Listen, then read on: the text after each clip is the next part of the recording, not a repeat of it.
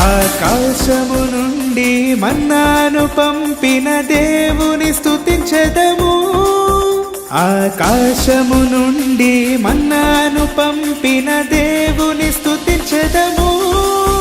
బండ నుండి మధుర జలమును పంపిన ఆ యెహోవాని స్తుతించెదము. బండ నుండి మధుర జలమును పంపిన ఆ యెహోవాని స్తుతించెదము. హల్లెలూయా స్తుతి మహిమ ఎల్లప్పుడు దేవునికి ఇచ్చెదము.